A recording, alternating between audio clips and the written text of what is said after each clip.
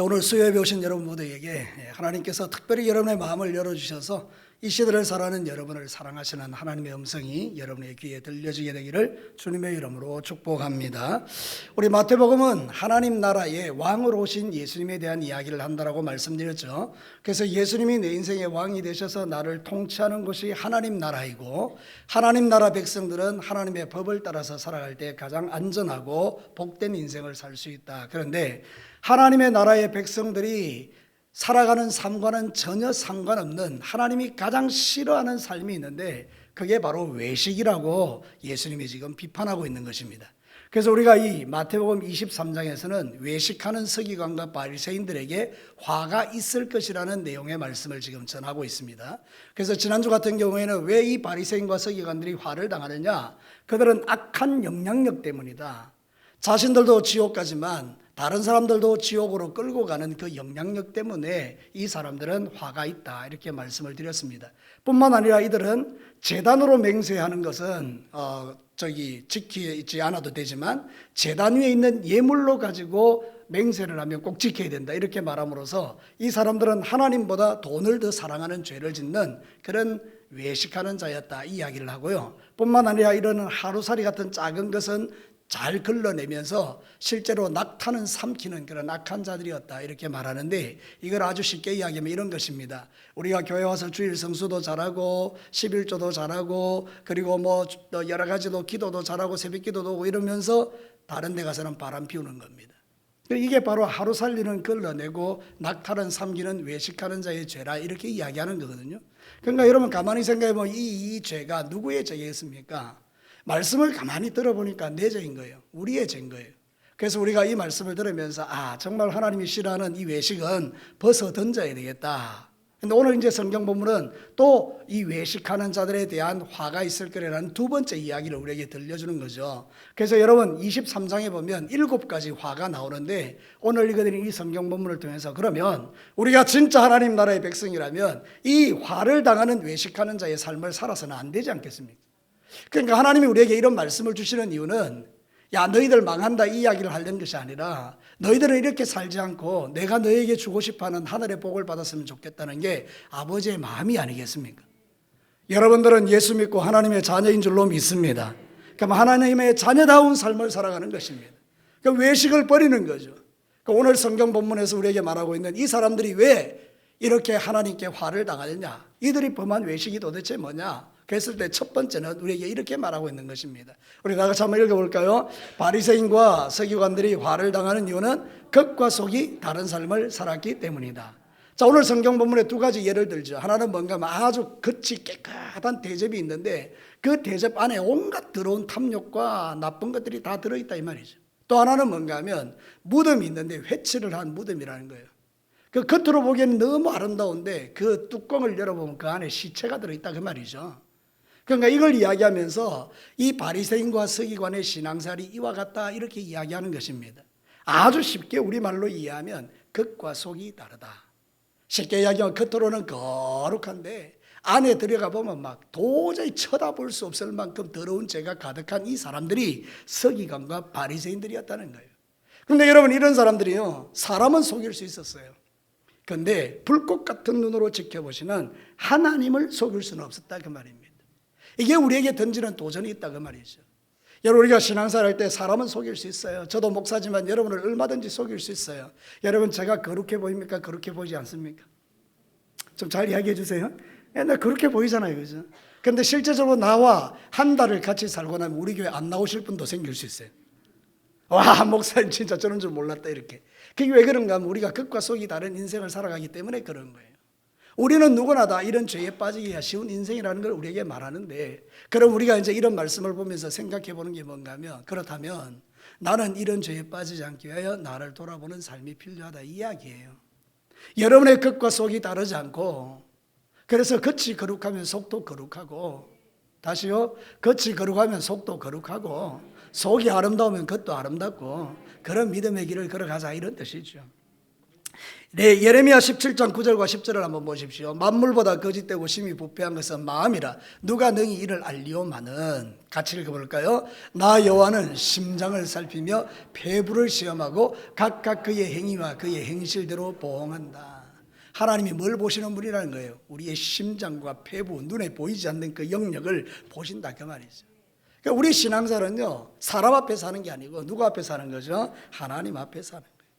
그래서 믿음 생활 잘하는 사람들은 항상 자기의 속사람을 살피는 거예요. 나의 이 안을 살펴보는 거예요. 내 겉을 화려하게 꾸미는 데 집중하는 것이 아니라 내 속사람을 거룩하고 깨끗하는 일에 집중하더라 그 말입니다. 여러분, 지난 3일 동안 여러분의 삶을 돌아보면서 하나님을 의식하고 내 마음의 중심을 새롭게 하기 위해서 얼마나 여러분이 깨어 기도하시고 하나님 앞에서 그렇게 믿음의 길을 걸어오셨습니까? 만약 여러분이 그런 중심으로 신앙생활하고 있다면 정말 잘하시는 것입니다. 그러나 주일날 예배드리고 성탄절 예배드리고 또 아무 하나님 없는 것처럼 살아간다 그러면 우리는 겉으로 거룩한 자지만 실제적인 삶의 영역에는 아무런 능력이 없는 자라는 것입니다. 여러분, 겉이 깨끗한 그릇이 있어도 그 안에 더운 게 똥이 들어있다 그러면 그 누가 그 그릇을 쓰겠어요, 그죠? 우리가 겉으로 아무리 회칠하는 무덤같이 있어도 그 안에 시체가 들어있다면 무슨 생명력이 있겠어요? 그러니까 신앙생활 때 우리가 그렇게 신앙생활하면 단 한 명도 변화시킬 수 없다 그 말입니다. 내가 그렇지 못하는데 누구를 변화시킵니까? 그런데 내가 정말 하나님 앞에 거룩한 믿음의 삶을 진실되게 살아가면 내 옆에 있는 사람이 말하지 않아도 나의 삶을 보면서 말을 보면서 다르다는 것을 느끼게 될 것이라면 여러분들이 여러분을 통해서 주변에 있는 많은 사람들이 늘 하나님의 말씀을 듣는 것처럼 보이지 않는 하나님과 보이지 않는 예수님을 볼 수 있게 되기를 축복합니다. 누구 때문에요? 나 때문에요. 다시요. 누구 때문에요? 나 때문에요. 에베소서 5장 8절과 10절에 이렇게 말하죠. 너희는 전에는 어둠이더니 이제는 주 안에서 뭐라고요? 빛이라. 빛의 자녀들처럼 행하라. 빛의 열매는 모든 착함과 의로움과 진실함에 있느니라. 이렇게 살아가면 누가 보더라도 우리가 예수의 사람인 걸 다 알 수 있다는 거예요. 우리가 들어서는 절대 안 되는 이야기가 하나 있어요. 그게 뭔가 하면 네 교회 다니나? 이런 이야기 들으면 안 되는 거예요. 내가 어느 날 가가지고 내 교회 주일날 교회 가야 된다 이랬는데 깜짝 놀라는 거예요, 사람들이. 네 교회 다닌다? 이러면 이거는 우리는 정체를 감춘 거죠. 그건 잘못 살았던 거예요. 누가 보더라도 나는 교회 다니는 사람이고 예수 믿는 사람이고 하나님 믿는 사람이고, 그게 진짜 아니겠어요? 그러니까 겉과 속이 다르지 않는 거예요. 내 안에 계시는 예수님 때문에 내 삶이 변화가 일어나고 생명력이 있고 그래서 선한 영향력을 행사하면서 야, 저 사람은 진짜다 이런 이야기를 들으면 그것처럼 우리를 행복하게 하는 게 어디 있겠어요? 그래서 우리가 수요일에는 조금 더 자유로운 마음으로 옆 사람에게 이렇게 이야기해 보십시다. 니는 진짜제? 이렇게 한번 물어보십시오. 자, 니는 진짜제? 예. 이런 이야기를 들을 때마다 소스라치게 놀라면서 마치 내 안에 있는 걸 막 들킨 것 같은 그런 마음으로 살면 여러분 곤란한 거예요. 여러분은 빛의 자녀들입니다. 맞습니까? 그러면 여러분 진짜인 거예요. 그러면 겉과 속이 다른 삶이 아니라 진짜의 삶을 살아내는 거, 이게 정말 우리가 행복한 것이죠. 이 성경은 우리에게 우리의 죄를 지적하고 부끄럽게 하기 위한 게 아니에요. 하나님은 언제나 우리의 마음에 야, 서기관과 바리새인들 봐라, 저렇게 살아가는 건 내가 원하는 게 아니다. 하나님 나라의 통치를 받는 사람들은 겉과 속이 다르지 않다. 나는 그걸 원한다라고 주님 우리에게 말씀하시는 거죠. 원하는 것은 저와 여러분이 주님 오시는 그날까지 겉과 속이 다르지 않는, 정말 안도 거룩하고 겉도 거룩하고 내 안에 있는 좋은 것들이 나오는 그런 은혜가 여러분과 저에게 있게 되기를 주님의 이름으로 축복합니다. 자, 두 번째 메시지를 한번 들어보십시다. 같이 한번 읽어볼까요? 바리새인과 서기관들이 화를 당하는 이유는 회개하지 않기 때문이다.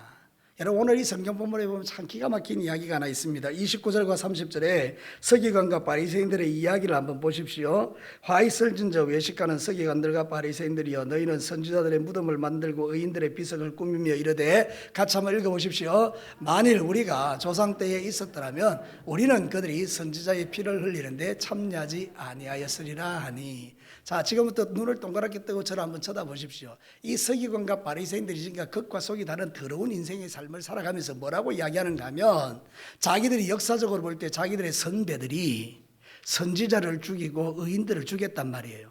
그런데 이 사람들이 뭐라고 이야기하는 거? 우리가 그때 살았으면 우리는 그렇게 안 살았을 거다. 이렇게 이야기하는 거예요. 이 말이 안 맞단 말이에요. 마치 자기들은 그 선진들의 그 악한 사람들이 아닌 것처럼 지금 이야기한다는 거죠.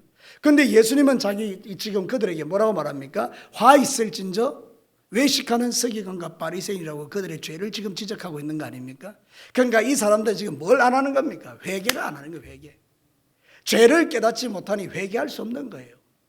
자신들이 죄인이 아니라고 하니 어떻게 회개할 수 있겠어요? 그러니까 주님이 보실 때 회개치 않는 이들이 바로 화를 당할 인생들이라고 말하는 거죠. 이해가 되셨으면 아멘입니다. 그래요, 여러분. 우리가 종종 이런 죄에 빠질 때가 있다는 거죠. 만약 내가 그랬다면 나는 그런 죄를 안 지었을 텐데 이렇게 말한다는 거예요. 아니에요, 여러분. 나도 그 상황 속에 들어가면 똑같이 죄를 짓는 거죠. 우리는 고신이죠. 여러분, 고신은 신사참배에 반대했던 사람들이죠. 우리는 생각합니다. 그때 신사참배했던 사람들을 막 욕하는 겁니다. 내가 그 일제시대 때 살았으면 나는 절대로 신사참배 안 했을 거다 이렇게 말하지만 지금 내 신앙의 모습을 보면 저도 여러분도 거기 갖다 놓으면 얼마든지 신사참배할 수 있다 없다? 있을 가능성이 있다 그 말이에요. 그러니까 지금 서기관과 바리새인들이 그 이야기를 지금 하는 겁니다. 회개치 않는 거예요. 회개치 않는 거예요. 하나님이 가장 싫어하는 게 바로 이런 거예요. 시편 7편 11절과 12절에 보면 이렇게 말해요. 하나님은 의로우신 재판장이시며 매일 분노하시는 하나님이시로다. 여러분 같이 읽어볼까요? 사람이 회개하지 아니하면 그가 그의 칼을 가시며 그의 활을 이미 당기어 예비하셨도다. 사람이 회개치 않으면 하나님이 활을 딱 당기고 있다는 거예요. 죽는다는 이야기죠.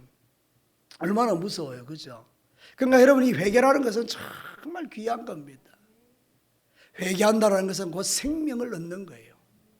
하나님이 화를 쏠라 하다가도 내가 주님 앞에 잘못했다고 회개하면 적시로 화를 거두시고 당신의 자비와 긍휼로 우리를 덮어주시고 우리를 사랑해 주시는 것 아닙니까? 근데 그 위대한 사랑이 어디에서 나타났습니까? 십자가에서요. 우리는 십자가 아니면 다 죽습니다. 주님의 십자가가 나의 죄를 가려주기 때문에 내가 살아있는 것 아닙니까? 그러면 그 십자가를 우리가 용서받았다고 회개치 않아야 됩니까? 그런 건 아니죠. 우리가 십자가 아래 살고 있지만 여전히 우리는 죄 짓는 인생들 아닙니까? 오늘 이 집사님이 기도했던 것처럼 우리가 날마다 주님 앞에 회개하는 것이죠. 여러분, 우리가 자신의 죄를 발견하고 회개치 않는 자들은 영적인 맹인들입니다. 예전에 우리 신앙의 선배들은요, 70년대, 80년대 제가 기억했던 선배들, 우리 여기 앉아있는 우리 박 권사님이나 송 권사님 같은 분들요, 우리 한광자 권사님 같은 이런 선배들은요, 조그마한 죄에도 가슴을 치고 기도했어요. 목사님이 설교할 때, 저 설교가 나의 설교다. 그러면서 내가 막 찔리면 주님 앞에 눈물로 회개하고 그랬단 말이죠. 근데 요즘은 회개하라 그러면 막 기분 나빠하는 거예요. 제가 이제 여러분의 본질을 보여드리겠습니다. 여러분 좀 똑바로 사십시오. 회개하란 말입니다. 여러분 기분 좋아요, 안 좋아요? 기분 좋아요, 안 좋아요? 기분 되게 나쁜 거예요. 네? 니나 회개해라 막 이런단 말이죠. 그러니까 여러분, 이게 벌써 우리가 타락한 증거라는 말이에요. 목사님이 나를 친다고 막 이러는 거예요. 사랑하는 성도 여러분, 예전에는 그렇지 않았어요. 우리의 신앙이 순수하고요. 하나님의 말씀이 선포되면 그 찌르는 채찍 같은 하나님의 말씀 앞에서 가슴을 치며 맞습니다. 내가 나쁜 년입니다. 내가 나쁜 놈입니다. 뭐 이러면서 회개했단 말이에요. 눈물을 흘리고. 그때 하나님의 은혜가 부어지고 성령이 기름 부어지고 교회가 거룩하고 깨끗해지고 세상에 나가서 영향력이 나타나고. 근데 지금은 교회가 회개치 않는 거예요. 얼마나 잘났는지 다들. 그래서 회개하라는 소리를 하면 막 싫어하는 겁니다. 사랑하는 성도 여러분, 우리는 지금 너무 멀리 와 있어요. 다시 주님에게로 돌아가야 될 줄로 믿습니다. 내가 거기 있었으면 나는 그런 일을 안 했을 것이 아니라, 하나님, 내가 거기 있었으면 나도 똑같이 그런 죄를 지을 죄인인데 하나님, 내 죄를 용서해 주셔서 감사하고요, 여전히 나는 주님 앞에 머리 들 수 없는 인생인데 하나님 좀 긍휼히 여겨달라고 그렇게 주님 앞에 눈물을 흘려 기도하는 것이 얼마나 아름다운지. 요즘은 하나님의 은혜에 감격해서 울면 옆에서 막 운다고 뭐라 한다는 거예요. 운다고 뭐라 해요. 이 말 질질 짜나 이런다니까. 여러분 옆에 계시는 분한테 한번 해보실래요? 말로 그래 질질 짜노 이래요. 여러분, 그 얼마나 웃기는 이야기입니까? 우리가 은혜가 있어서 울고, 은혜가 있어서 하나님께 감사하고, 은혜가 있어서 하나님을 찬양하고, 은혜가 있어서 가슴을 두드리며 주 앞에 살아가면 그건 감사한 일이죠. 그래서 옆에서 누가 울고 있으면 나는 이 울지 못하는 완악함 때문에 울으셔야 돼요. 사실 제가 좀 요즘 그런 거예요. 우리 부목사님들 막 설교할 때 울고 기도할 때 막 울고 이러면 내가 막 너무 완악한 거 있죠. 나는 왜 이렇게 눈물이 없어졌는가. 내 마음에 막 그런 게 있는 거예요. 예전에는 주님만 생각해도 참 울컥울컥했던 시절이 있었는데 어느 순간인가 등 따시고 빼부르면서 점점 나는 의로운 자인 것처럼 착각하고 나는 모든 것을 잘하는 것처럼 착각하고 그렇게 마음이 굳어지고 주님의 십자가의 찬양을 불러도 전혀 감동을 받지 못하는 그런 완악함이 이미 내 안에 마치 간경화에 걸린 그런 환자처럼, 간암에 걸린 환자처럼 그렇게 살아가는 우리의 모습들을 볼 때가 있다는 거예요. 여러분, 진짜 복 있는 자들은요, 회개하는 자들입니다. 여러분에게 회개의 영을 부어달라고 기도하십시오. 오늘 우리가 막 예배 마치고 나서 기도할 때 그 기도를 하십시다. 하나님, 내게 회개의 영을 부어주십시오. 작은 죄에도 가슴 아파하며 눈물을 흘릴 수 있는 마음을 내게 주십시오. 회개하라는 소리를 듣기 싫어하면 이미 내가 영적으로 병든 겁니다. 욥기 42장 5절과 6절에 욥의 회개가 나와요. 내가 주께 대하여 귀로 듣기만 하였사오나 이제는 눈으로 주를 배움나이다. 같이 한번 읽어볼까요? 그러므로 내가 스스로 거두어드리고 티끌과 재 가운데서 회개하나이다. 욥기는 고난에 대한 이야기가 아닙니다. 욥은 자기가 의로운 줄 알았습니다. 하나님보다 의로운 줄 알았습니다. 그래서 자기가 또 당하는 고난을 이해할 수가 없었습니다. 그런데 여러분, 하나님께서는 그의 의로움, 스스로 의롭다라고 여기는 그 교만에 대한 지적을 하는 겁니다. 너 도대체 내가 창조할 때 너 어디 있었냐? 네가 악어가 어떻게 살아가는지 아냐? 하늘에 있는 해와 달과 별들이 어떻게 움직이는지 아냐? 대답 한번 해봐라. 그러니까 피조물인 욥이 뭘 대답할 수 있겠습니까? 그때야 깨닫는 겁니다. 내가 하나님 앞에 악한 인간입니다. 그래서 내가 제 가운데 회개합니다라고 회개하니까 하나님의 용서가 풀어지고 하나님의 복이 부어진 것입니다. 사랑하는 성도 여러분, 회개는 하늘의 복을 가져옵니다. 여러분의 인생 속에서 마음이 굳어지지 않도록 날마다 영적으로 깨어있기를 주의 이름으로 축복합니다. 사랑하는 성도 여러분, 오늘 이 성경 본문에서 예수님께서 이들에게 화가 있다고 말하는 이유가 바로 여기에 있는 거예요. 너희들은 회개치 않는구나. 너희들은 스스로 잘났다고 생각하는구나. 목사가 되고 장도가 되고 권사가 되면 마치 신앙의 완성이 된 것처럼 뻐기고 돌아다니면 그게 바로 이 바리새인과 서기관과 다를 바가 없는데 그런 죄를 지금 우리가 짓고 살아갈 때가 있다는 거예요. 그러니까 사랑하는 영성 여러분들, 여러분의 마음이 좀 더 부드러워지고 하나님 앞에 자신을 돌아보면서 날마다 주님 앞에 눈물을 흘릴 수 있는 그 영성이 저에게 먼저 그리고 여러분들에게 회복되기를 주의 이름으로 축복합니다. 마지막 세 번째 말씀을 보시겠습니다. 같이 한번 읽어볼까요? 바리새인과 서기관들이 화를 당하는 이유는 하나님의 심판을 의식하지 않았기 때문이다. 여러분, 33절과 35절 말씀을 보겠습니다. 33절에 뭐라고 말합니까? 뱀들아, 독사의 새끼들아, 너희가 어떻게 지옥의 판결을 피하겠느냐. 35절은 뭐라고 합니까? 같이 읽어볼까요? 그러므로 의인 아벨의 피로부터 성전과 제단 사이에서 너희가 죽인 바라가의 아들 사가랴의 피까지 땅 위에서 흘린 의로운 피가 다 너희에게로 돌아가리라. 아벨은 첫 번째 선지자고요, 사가랴는 마지막 선지자예요. 그러니까 처음에 보낸 선지자부터 마지막 보낸 선지자까지 선지자라는 선지자는 너희들이 다 죽였다, 이제 이렇게 이야기하는 거죠. 그리고 나서 그들이 흘린 의로운 피 때문에 너희들이 심판받게 될 것이다. 그 심판은 지옥 가는 것이다, 이렇게 말하는 거죠. 여러분, 독사의 자식이라는 것은 다른 게 아니에요. 마귀 새끼라 이런 뜻이에요. 너희들은 마귀의 자녀들이다. 여러분 생각해 보십시오. 우리가 하나님의 자녀인데, 나는 스스로 하나님의 자녀라고 생각하는데 주께서 나에게 너는 독사의 새끼다 이러면 이거는 충격적인 거죠. 자기들은 천국 간다라고 생각하는데 주님은 말하기 너는 지옥 자식이다 이러면 이건 정말 곤란한 거죠. 여러분에게 한번 물어봅시다. 여러분은 천국의 자녀들입니까? 지옥의 자녀들입니까? 천국의 자녀들이죠. 그걸 믿으시기를 바랍니다. 그럼 여러분이 천국의 자녀라면 뭘 버려야 됩니까? 외식하는 것을 버려야 됩니다. 내가 외식을 버리려면 뭘 의식하고 살아야 된다는 거예요? 하나님의 심판이 있다는 걸 의식하셔야 돼요. 내가 언젠가 주님의 심판대 앞에 서는 날이 있다는 걸 의식하고 살아야 죄가 끊어지는 거예요. 나 죄 용서 받았어. 나는 십자가의 보혈로 덮여졌어. 나는 아무리 죄 지어도 괜찮아. 그게 복음이 아니라니까요.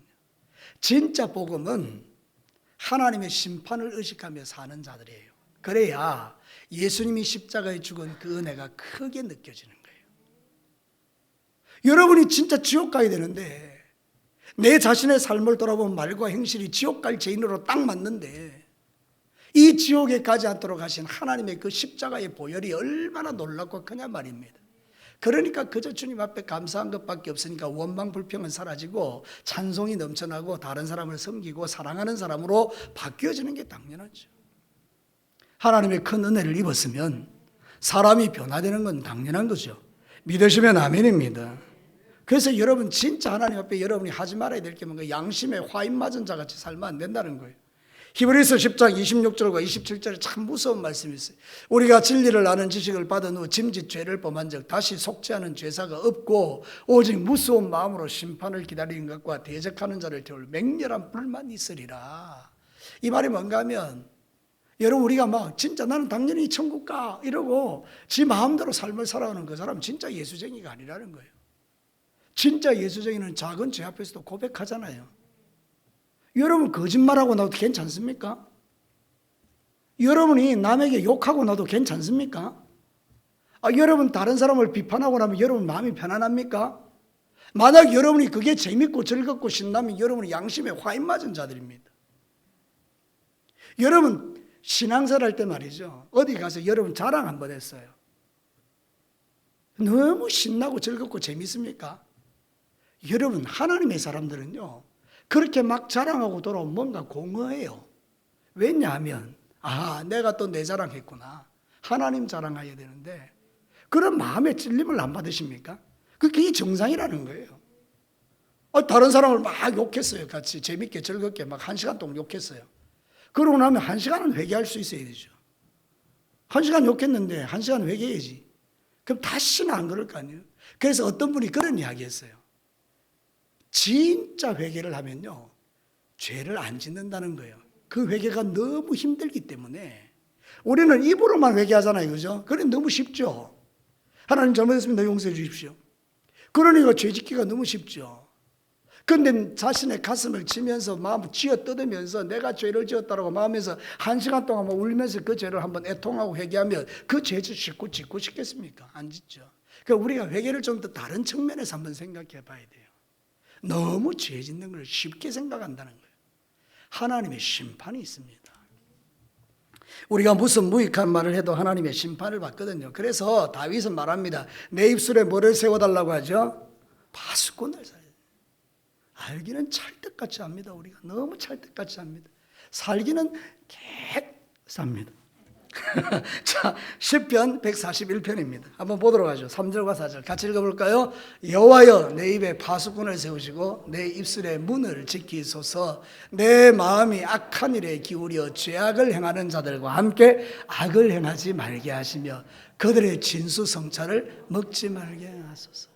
참 다윗이 너무 놀라운 분 아닙니까?